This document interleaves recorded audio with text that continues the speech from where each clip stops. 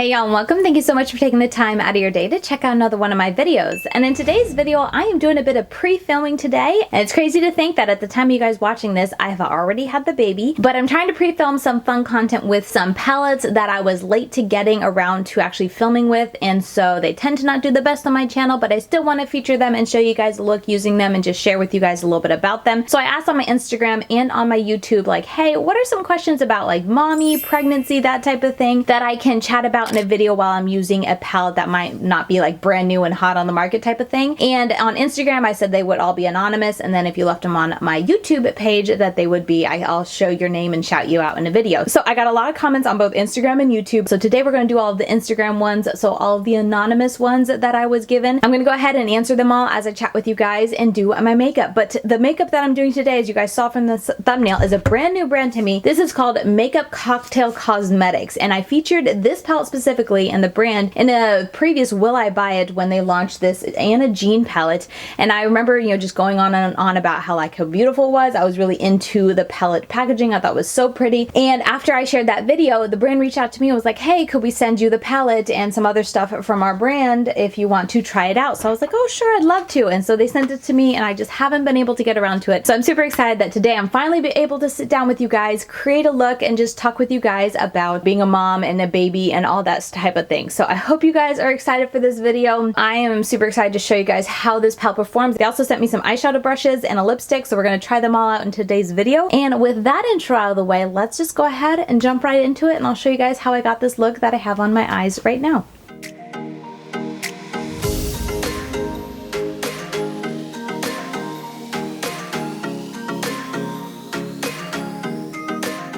Okay, I don't know if they sell this on their website, but they sent this little packet of 3 lip balms. I could use some lip balm right now, so I'm going to use this one, and there's 3 of them. I have 3 children outside my stomach. One's still in, though by this time, that one will probably be out. But anyway, I'll give 1 each to the kids, and they'll love it because they always like putting on lip balm. Feels good. It says coconut flavor. I don't know if they're all the same flavor.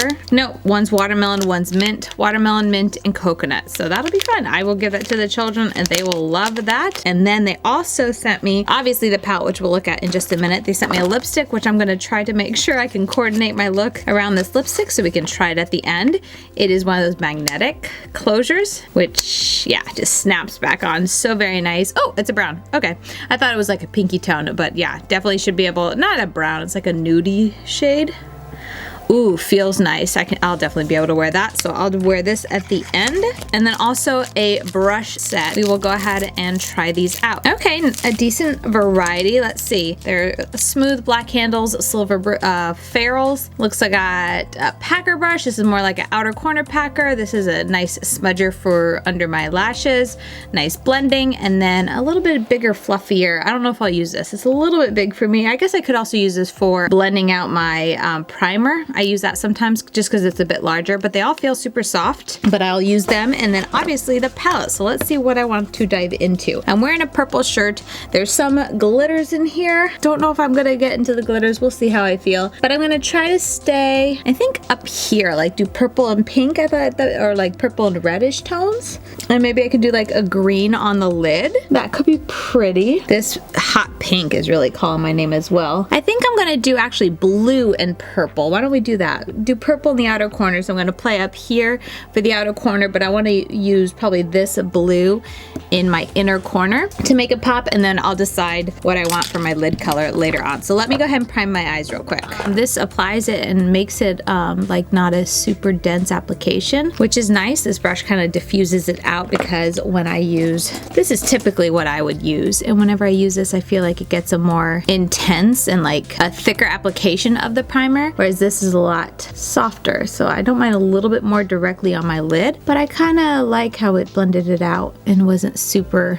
intense. So I'm going to use it for up in here. Oof, my hair is all in my way. And then I guess we can grab a question and get going. So like I said, all the questions are going to be anonymous for this video, and I don't think I'm going to get to my community tab in today's video. Okay, first one says, I'm an auntie. What's a good auntie thing you would appreciate as a mom? Which is an awesome question, honestly, to ask. I think that's really kind of of you to ask and be like, hey, what can I do for, you know, the mom that would be helpful? I'm gonna start in with this, this purple right here, and put that on the outer corner while we get started. So I guess it depends on like how young the child is. I would definitely say in the beginning stages, like the biggest things that my sisters have done that I appreciate so much right after I have a baby is that they'll come over and just help straighten up, or they'll hold the baby so I can straighten up if I want to, or I can get ready, or whatever the case is, you know, because as much as like it's nice to have someone come and clean, sometimes it's nice to be like, hey, you want to come and hold the baby? And I just like, you know, to be able to eat something without, you know, without having to hold the baby, or I want to take a shower and I don't want to like waste the time when she's like sleeping or whatnot to take a shower, or maybe I'm tired and I sleep when she sleeps still. Or honestly, sometimes I'm like, I'd love to be able to clean my makeup room, you know, after the baby is newly born. So it's like you want to hold the baby and I can just like kind of zen out and listen to some music or a YouTube video or whatever the case is and clean up.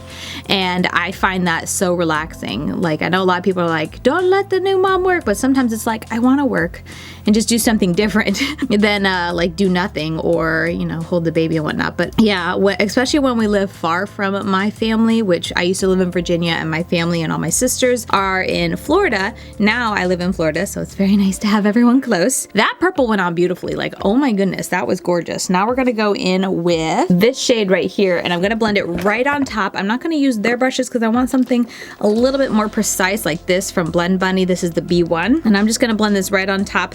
I'm mainly focusing this on bringing it kind of like halfway in because it's going to meet the blue going down.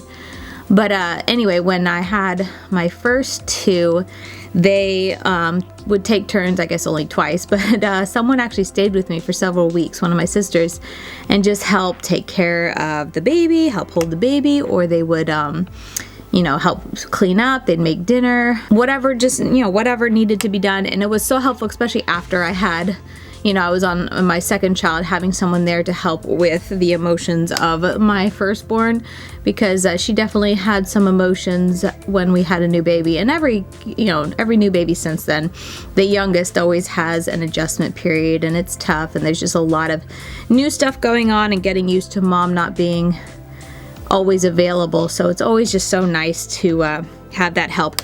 But also, like, even if you're like an auntie older, wanting to like come over and play with the older siblings is amazing, because it's definitely something that, you know, being a mom to a lot of younger kids, it's it can get a little tiring day after day trying to be the fun mom and like playing with them and whatnot. So I have, and of course, I guess it depends on your age and whatnot. I'm very blessed in that I have a lot of younger siblings, and whether I go over to my mom's house and hang out with my siblings and my mom and family, or if they come here, some of my younger siblings are so amazing at just like interacting and getting on, you know, their level and playing with them. And it's just such a nice change of pace for them to have someone besides me to play with. And even if it's like they're playing and I'm like cleaning the kitchen or deep cleaning the bathroom, like I find it such a nice break for me to just be like, okay, I can just focus on cleaning the bathroom, and the kids are like super happy and content with their aunt, and I find that very relaxing. I suppose it just all depends on who the mom is. Like, if they like more so to take a break and not have to clean and just be able to, I don't know, leave the house. I'm not someone who feels like, for me personally, I need to like leave the house and leave my kids in order to feel like I have a break. I just find it like very relieving and a nice break if I can have kind of like someone else there, so like help either to play or to clean while I do the opposite of it. I find that very relaxing. Okay, that went on super well. Like, I think you guys can tell. I feel like I'm not commenting too much on it, but oh my goodness, so easy to apply. Now I'm gonna go in with that blue for the inner corner. But yeah, bottom line, I think honestly, just ask the mom what would be most helpful, because I feel like everyone's gonna be different. That's what I would find most relaxing, but maybe not every mom would find it most relaxing. Maybe someone would like to go out and be able to like drink a coffee at a coffee shop by themselves without the kids, and that's something that would be super relaxing to them. But those are definitely the things that, so pigmented. I'm gonna tap it off a little bit more.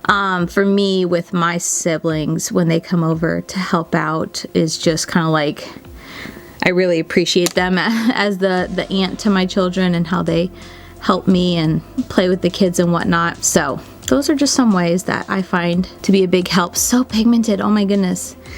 There's not a lighter color blue. I was thinking if there was a lighter color blue, I could use it to blend out.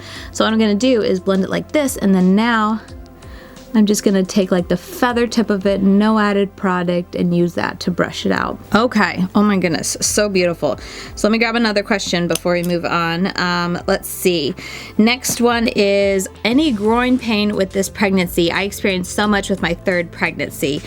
And I even like posted this back on my page because I feel like this is something I've never really heard anyone talk about, but oh my goodness, yes. Okay, so going for like the lightest color, I want something right out here to kind of help blend this out, blend this purple out. I think I'm gonna take, I guess, just a touch of the pink, or should I do orange? No, orange might make it more browny.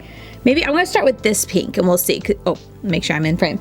This pink, it's definitely a lighter. I don't want to make it too hot pink on the outer corner and take away from the purple moment I have going on, but I definitely want a lighter color. I guess I could just take that purple and work it a little bit longer to blend it out, but I'm gonna try that light pink and we'll see. So yeah, the groin pain is something that I didn't really notice. I definitely didn't notice it with my first. I can't remember if I noticed it with my second, but I absolutely noticed it with my third and now my fourth. My third, I remember it for a long time. Maybe I just have a bad memory. But with this pregnancy, I don't think I really noticed it or felt it until after, like around 35 or a little after 35 weeks. But it's just where like you go to lay down, you go to sit, you go to like stand up, you go to roll over in bed, and you just feel like there is a knife going up your lady parts, if you know what I mean. And it is intense, and it just feels like a knife, or even just like I don't know, just very painful. I don't even know how to describe it. My mom always said like a lightning bolt of pain. From what I understand, it's basically the baby's head coming farther down. So maybe that's why like I didn't really notice it with my first, and maybe even not my second, but I know I didn't notice it with my first because being that it's your first, your body hasn't done it as, you know, hasn't done it before, so maybe they didn't come that far down that long before delivering. But with these pregnancies, my babies come down pretty far at a, you know, at a decent time, not super early or anything, but you definitely feel it. But it's basically like the baby's head coming down to get into position, but then sitting on like the nerves down there, so that when you move and stuff like that, it's like pinching, and that's what I've heard the pain come from. But I am not a doctor. I'm not a medical professional, so don't take my word for it, but that's what I remember. So yeah, it is intense and it is not fun, and it makes trying to roll over in bed at night. So like when you're that far along, you definitely have to roll over a lot because your side gets numb and it gets uncomfortable. So it makes that aspect of trying to get any sleep very difficult, because when you have to go to roll over, it's like, oh my goodness, can I do this? And it's not like you can do anything to ease it. It just, at least I haven't found anyway, it just is painful, and you just kind of try to grin and bear it and not sound like you're dying as you roll over. And I'm sure I've woken my husband up more than once just trying to roll over and just like trying not to groan in pain, because it's just a very unique feeling that is not pleasant. So yeah, these are, I think, all the mats that I'm going to use. I'm going to take a touch of that deepest color of purple that I had on that brush that I used, the second color of purple, if that makes any sense. I'm just going to go right in here, then go back into that lighter purple. You guys know me, I like going back and forth a lot. But yeah, the blend, oh my goodness, I'm not sure what I was expecting going into this. I can't say I had like super high expectations, just because for whatever reason it kind of just reminded me of like a Morphe palette. So I was kind of like, Morphe, when it comes to colors and like blending and stuff like that, I feel like I often remember Morphe getting a little iffy at times and a little difficult to blend out. Though I should say it's been ages since I've tried a Morphe palette, but holy cow, using this, I mean, they're pigmented, they're smooth, they're nice and intense, like the mattes, and they all blended out so nicely. I have like zero complaints, and like they're also pigmented too. Like that blue was one color and I was able to blend it out into a really nice and effortless and intense blue blend. So at this point, I definitely want to use that green because I think that looks so pretty on the lid and really pop. But I'm going back and forth with whether I should use something else on the lid as well, like a different color. But I don't think I will, because all the other colors are either glitter, which I don't want to mess with glitter today, or like more neutral-ish, or just very soft looking. So I think I'm gonna stick to that green, and maybe I'll put a little bit of this purple as I go out, just to use 2 different shades of, oh, I didn't even use this brush or this brush. My bad, oops. But just to use two different colors. So should I use a glitter primer? I'm gonna try it first without. And let me go ahead and grab the next question, because there wasn't any like, any groin pain with this pregnancy. It was just a question, and I have no help. If someone has like advice for the next pregnancy, I would be all ears, because if there's any way to ease that pain, that sounds amazing. Next comment was, oh, saw your swim post. I made a comment or did a Instagram stories about my kids doing their swim lessons, and my youngest will not go to the teacher. It's a struggle. But anyway, she said, saw your swim post. How do you think the little one will adjust? My youngest is clingy. So I have 3 children. If you're new here, I'm sure you've gathered that from me talking, but I have 3 kids, let's see, 6, 4, and 2. All of them are going to be turning in December. So my youngest is pretty close to 3, and he is the clingiest, like so clingy. And I remember when I was due to have my 3rd, I was really worried about my 2nd child, the youngest at the time, because he was pretty clingy too. And same story with my 1st when I was about to have my 2nd. Like they all just, you know, at that age around 2, 3, very all about mama. But my youngest, Levi, takes it to a whole new level when I say he's clingy. Like he is clingy and like only about mama in ways that my first 2 never were. So to say I'm nervous about this next baby and how he's gonna adjust is an understatement, because oh my goodness, I don't know. So yeah, I have no idea how he's gonna adjust. I think he will do well in like the baby aspect of it, because actually my younger brother just had a baby last month, and I was really surprised. But when we would go over and visit, like he wants to hold the baby, he wants to like stand right next to the baby and just watch her while someone else is holding him. He's very interested in babies, and he's very gentle, surprisingly. So I think he'll do well with like, oh, we have a baby in the house, I want to hold him and stuff like, or hold her and stuff like that. But I don't know how he'll do with mommy, like feeding the baby all the time, taking care of the baby all the time, and not having as much time for him. I think he'll be fine at the house, because generally at the house he's comfortable, and you know, it's home. He's very comfortable. He has no problem wandering away from me and playing. He's not that clingy. But the problem is when we go places, whenever we go anywhere, like he is like leech esque, because he is wanting me to hold him, he is wanting me to like hold his hand, he's wanting me to be right there, and he doesn't want to go to anyone else, and he will scream his head off. Even he's almost 3, he will scream his head off if like one of his aunts take him. And I mean, that's his aunt who he sees a lot and he knows who they are, but he's just like, nope, I just want mommy. I'm gonna go into this purple one now. And same with his dad. Like he's not gonna scream his head off, but he definitely has preferences. So if we go out, he's like, no, I want mommy. Like I don't want daddy holding me, I want mommy type of attitude. So it's been interesting, and I've been trying to just put my foot down and be like, mommy's got a big bowling ball under her shirt, like I just can't hold you like I used to, bub. So I've been transitioning him in the last couple months to like, no, mama can't hold you, I can hold your hand though, and we can walk together, or daddy can hold you and I'll be right beside daddy. So I've been trying to transition that, because I know I shouldn't be holding he's probably 30 pounds at this point, 30-pound child this late in my pregnancy. And then once the baby arrives, I'm not supposed to hold anything heavier than the baby, so around 8-10 pounds. So then I definitely should be holding him. So I've been trying to get him used to it the last month, but I have no idea how he's gonna do, and it's just gonna be like we'll roll with it as it comes, because it's gonna be what it's gonna be. He's gonna have to adjust. I think my biggest stress point right now is just how he'll be when I'm in the hospital, because like he has a very specific routine with mommy, and he just likes mommy to put him to bed, and he just likes his bed, and he just he's a very particular child. So I don't know, I mean, even just like having his dad put him to sleep, he's like, no, I want mommy. And we've done it sometimes, and it doesn't ever go very well, but we try just to get him used to different things, because he's been so used to just having, if he wants mommy all the time, you know, before being pregnant, it's like, sure, like I'll put you to bed every night, I'm fine with it. But now that we're so close to having another one the past couple of months, it's like, no, we need to like change up his routine, get him a little bit used to like having daddy there some nights and whatnot. So we're trying. He's not crazy about it, and he's definitely very headstrong little boy. So yeah, to answer that, I have no idea.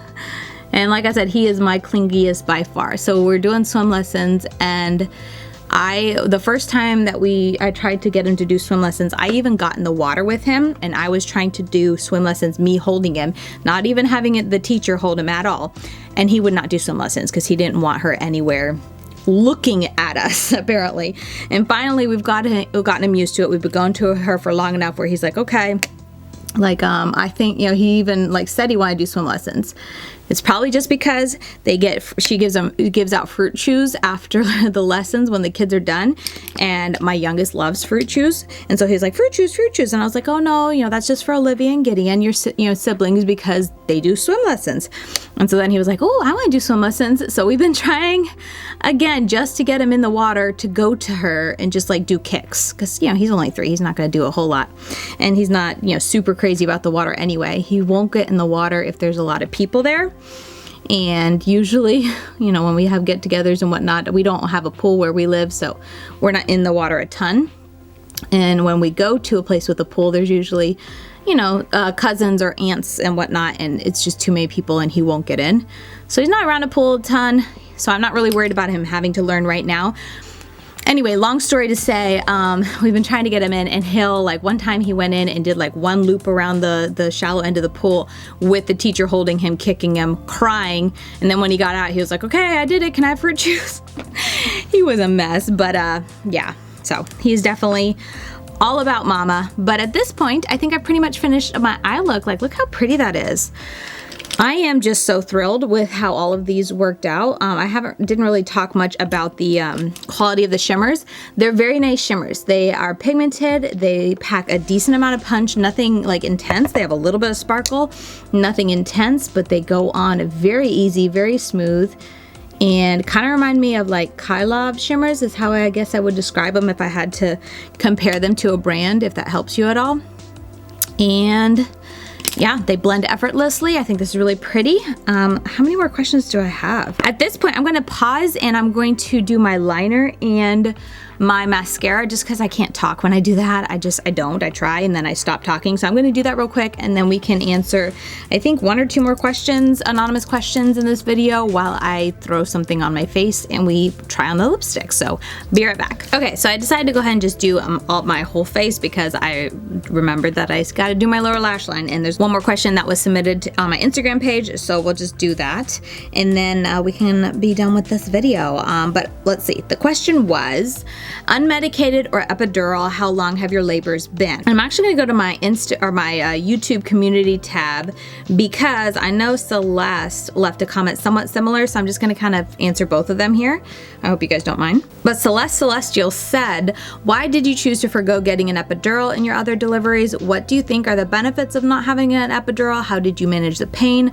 My mom, grandma, and aunt didn't ever have one. I asked for future reference if I decide to become pregnant down the road. So I'm gonna kind of just answer both of them. And as far as how long my labors have been, I think Olivia, so my first one, I went in the night before and they put in a Foley ball, which you can look it up if you want, but basically it's something they put in the cervix that expanded to try to see if that would kickstart my labor.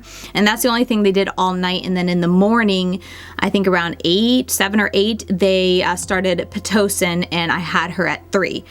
Gideon, same thing. I went in the night before. They just put the ball in and let me sleep as much as you can when your stomach's like cramping and stuff like that. Didn't kickstart labor, so then we started Pitocin in the morning, probably around the same time, 7, 8, and then I had him at 1. And then Levi, which is my third, the last one, we didn't do the Foley ball. I didn't go in the night before. I just went in that morning of that. We tried Cytotec on my cervix to see if that would kickstart labor, and I think around 10 or so, I was kind of like, okay, nothing's happening, and I was impatient. I'll totally admit it. My midwife at the time was like, you know, you want to try it a little longer? We can get you walking and stuff like that. And I was like, let's just do Pitocin. Like, I'm feeling too good right now. I'm ready to have a baby. Let's get it going. So then we did Pitocin, I think like 10 or 11, I can't remember. And then it was a couple hours into the morning, but I don't think it was after noon. But anyway, and then I had him a little after 4. So those are roughly how long my labors have been. And so let me grab a brush, which, oh, I'm gonna use our smudger brush, and let's do my lower lash line. Let's go ahead and just use this, just to use something different, because I used this on my outer corner, which was very dark, but let's use this. And then I kind of just want to use the blue. I feel like that was so very pretty, but should I use a different color? I feel like I should, but I don't want to, so I think I'm just gonna use the blue. So anyway, before we really dive into this, I am not, as I've already stated, a medical professional. I'm not giving advice, and I don't promise that my information is like super accurate, so take everything I say with a grain of salt, and however you plan on doing or have done your pregnancies, I think is awesome. At the end of the day, my whole thing is like, hey, if a baby came out safe and healthy, mama is safe and healthy, that's what's important. So for me, epidural was a little bit interesting because when I went in to have my first, if you didn't know, I had scoliosis surgery when I was 14 because my back was basically growing in an S pattern instead of growing like with just a slight curve inward, I think is how it's technically supposed to be. Mine was, I guess, doing this, but when you actually looked at my back, it went like this, like a total S. And so I had to have surgery when I was, I think 14 or so, somewhere around there. And they had to put a rod in my back. So they took out like some parts of my, I think, marrow between, like whatever part is between your backbones. Again, not a medical professional. Hopefully I'm saying it somewhat right. But anyway, you have your bones, and then between that is just some type of cushion. They took that out, I think filled it with bone or filled it with something, and then put a rod in to make my back straight because with the amount and how fast my back was turning into an S, if they left it alone, I would have breathing problems and lung problems and all that because it would squish, my spine would start squishing my organs. So I had to have that when I was younger. So when I got pregnant, early on in my pregnancy, I had to go to an anesthesiologist because in order to get an epidural, they stick a needle into your, inside your spine. I forget what it is, but around the bones in your spine, you have like your spinal cord, and they got to go between your bones and stick it into the center there to numb you appropriately. That's how it works, something like that. Anyway, so I wasn't sure how much of my bones didn't have like, or still had the cushion between it that they could put a needle through, and how much of it was like a solid bone at this point, because whatever they put, when they took out the kind of cushion between the bones and stuck whatever in, kind of fused my whole spine together so it doesn't move. So I had to go and see if it was even an option for me to be able to get an epidural if I needed it. And basically going to the anesthesiologist, he was like, I'm pretty confident we could probably give you an epidural. I was like, pretty confident you could probably do it. It made me a little nervous. I'm gonna go in with this and just kind of do around the edges. And basically he even said, like, even someone who has like their whole spine fully functioning, like no surgery or whatever, he said it's always like, not a gamble, but it's always who knows if it'll actually work. He said they've sometimes given people epidurals and it doesn't work, or it only works on half of the body. He said each one's so different, they can never guarantee like an actually successful epidural, I guess. So that was kind of like, made me a little, not nervous, but it was just kind of like, if I'm gonna go through the pressure, or like, if I'm gonna go through all that to have a needle put in my back, that would really stink to not have it work. And I've heard stories over the years of people who do go and get the epidural and then it only did half of their body, which is gotta be the most bizarre thing, like bizarre feeling ever. Or it didn't work at all, and so it's like all that the risk of, you know, getting an epidural all for naught because they still had, you know, didn't feel it. So anyway, I was a little wishy-washy there. And just knowing that, like, maybe, yeah, they could probably get it in. I had a couple vertebrae low enough that he thought he could get a needle in. But then my husband also was, he is, if you're new around here, he's a doctor, and he's very much like understands more so than me the risks and risks of procedures and stuff like that. And I've heard a little bit about the risks of epidurals. And my husband's motto is always like, look at the risks, look at the benefits. And if the benefits outweigh the risks, then okay. If the risks outweigh the benefits, then, okay, that's how we're gonna we should definitely take that into consideration. And if there's more risks than benefits, then maybe steer clear. That's always been his type of attitude. So with him, he's like, there are risks to getting epidurals, and if you can avoid one, it'd probably be better just to not mess with your spine. And I was on board with that too, because it's like, oh, that's my spine. And this is coming from a girl who growing up, I was always like, when I have a child, when I have babies, I am getting an epidural. Like, I don't want to feel a thing. But as I was growing up and I talked to my mom, and my mom's had both like all natural and epidurals. So I remember talking to her a lot when I was pregnant with my first, and she said, she's had both done, and so she said there's nice things about epidurals for sure, but she said also when it's your first one, she said, you've never done it before, so you're not comfortable, you don't know how to push, you don't know, what the feelings are and how to like respond when you can't feel anything. So her recommendation was like, see if you can do it without. If you need it, get it. I'm gonna go into, let's do this pink one, this pinky shimmer. So that was kind of her recommendation to it, and I was like, you know what, okay. So I went into having my first child saying I was going to try not to get an epidural unless it was more than I can bear. And I highly, highly recommend to anyone who ever asks me something called the Bradley method, which is just like a way to like prep for birth. So Celeste was asking about like pain management. And I took the Bradley method. I think it was 14 weeks beforehand, and it not only covers pain management for delivery, but also it's just the most informative type of preparation for going into labor, because not only is it telling you like ways to help with the pain, like ways to labor to help progress things and manage your pain, how to relax even through the pain and let your body do it, because I feel like that's the biggest trick, is to just not fight against what your body's doing.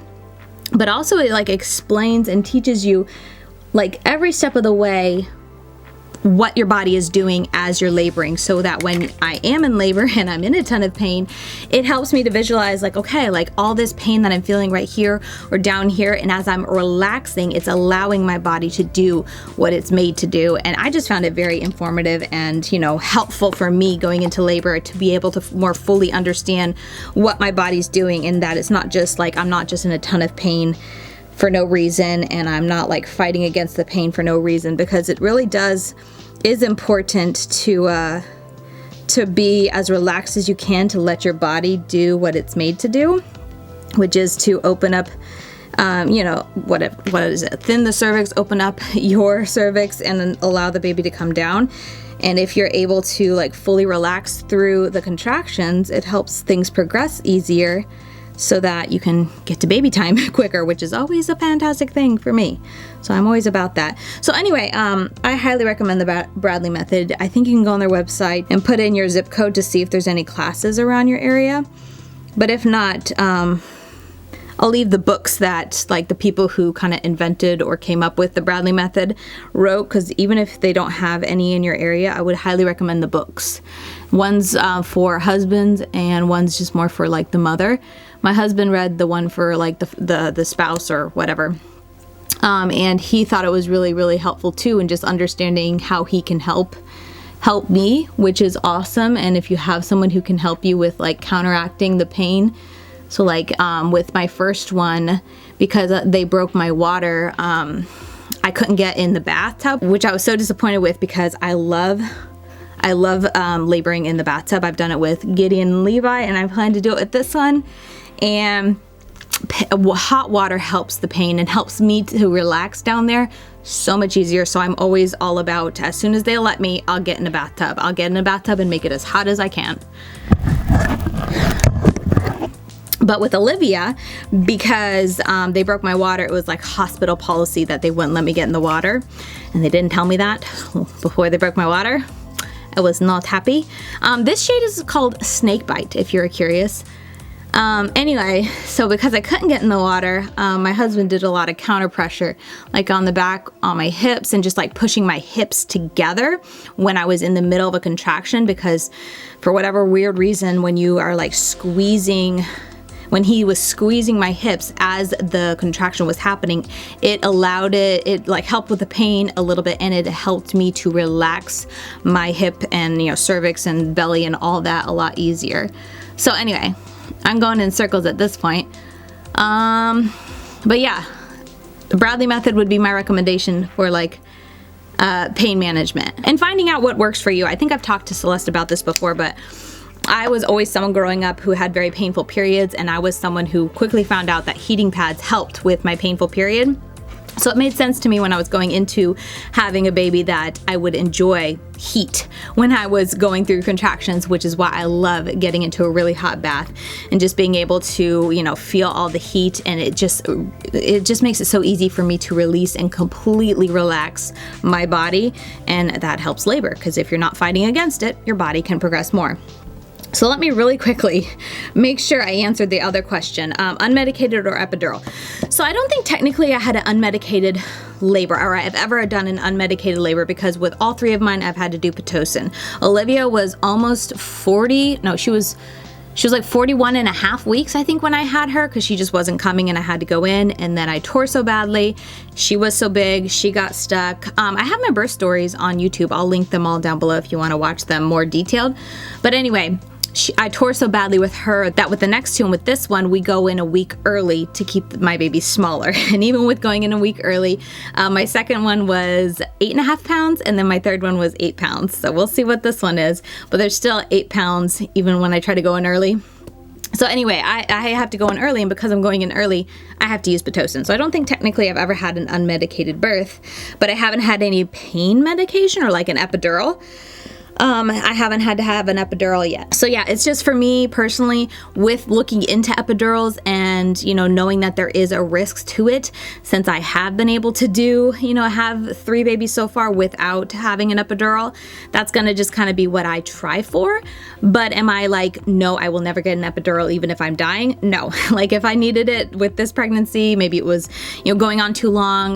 My mom always said, like, one reason that she ended up getting epidurals with the last few, my mom had 10 children, is because she would have a hard time relaxing, and that would stall her birth because she would be tightening up and tensing up, and then it would slow the labor down because you're being tight, you're not letting your body open up. So she would get an epidural, and then she would be able to completely relax, and then the baby would be able to be born.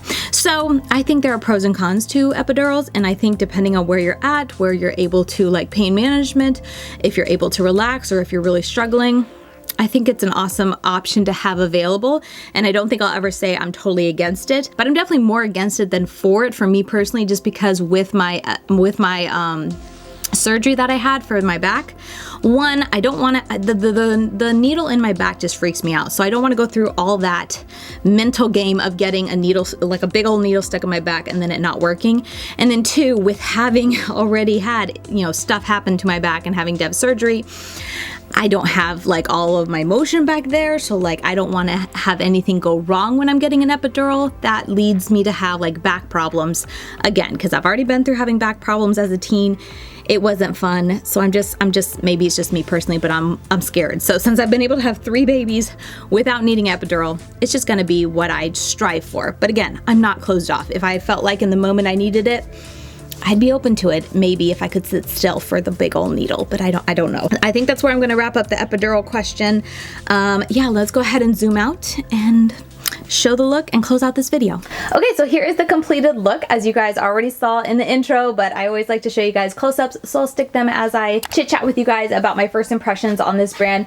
But oh my goodness, my first impressions, let's just talk about the mats. They were all so pigmented, so smooth, so easy to work with, very pigmented. Like I was blown away with how pigmented they were. Not even that I was expecting it to be bad quality, but I didn't know what I was expecting. Honestly, the packaging isn't like super, you know, the outside packaging packaging is very pretty and visually attractive, but the inside packaging looks a little bit, you know, kind of Morphe-esque. I mean, the whole thing looks a little Morphe-esque with just the black packaging and round pans, but overall, just quality-wise looking at it, it did give me that feel. And then with the glitters in it too, it just also made me think like, oh, I'm just curious what the quality is going to be. So as I was using the mattes, I just couldn't help being blown away with how gorgeous and pigmented and beautiful they were to blend. Let's see, I used 1, 2, 3, 4, 5, 6 mattes, I think, and 2 shimmers, 3 shimmers, including the inner corner highlight. And the shimmers were also very nice. They're nothing sparkly, they're nothing metallic, they're nothing foiled looking on the eyes, but they are very smooth shimmers that go on very nice. You see the color right away. They show up very beautifully, the color you see in the pan. Very easy to apply with a brush, very smooth.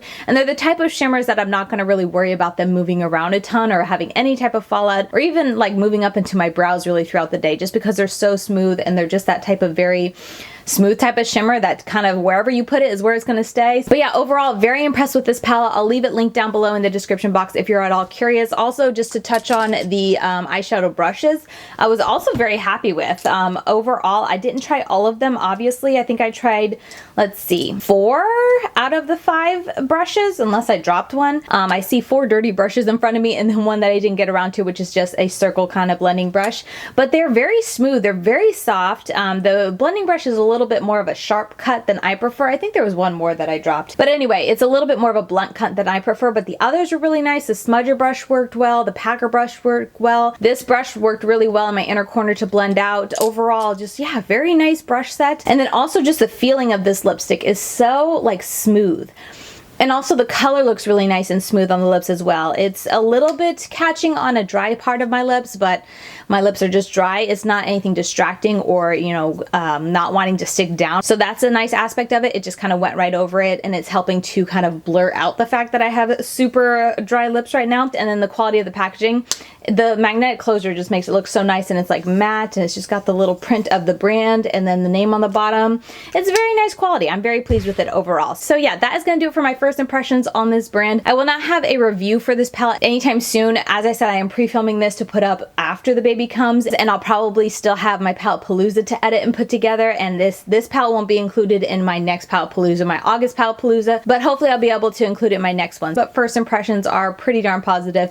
Very pleased with what I played around with today. So yeah, with that said, thank you guys so much for watching. I hope you guys enjoyed the Q&A that I did, you know, the anonymous questions that you guys put in for, you know, being a mommy and just having a baby and that type of thing. As I said, I have a bunch on my YouTube community tab, so I'm going to grab another older palette, and I'm also going to do that one, probably the Odin's Eye maybe. Oh, we'll see. I got to go through my new palette stash, but I'm going to grab a palette that's kind of been out for a little while already, and we can go over and chat about those questions that I got on my community tab in a future video. So with that said, as always, don't forget you can find me over on Instagram. I'm LadyKatie92 over there, and I post reels, up close eye pictures, all that sort of thing. I love having fun on Instagram, and you can also see some baby pictures. If you're at all curious if I've had the baby already, I will be posting little baby content on my Instagram stories. But yeah, with that said, that's gonna do it. I'll see you guys very soon in my next video.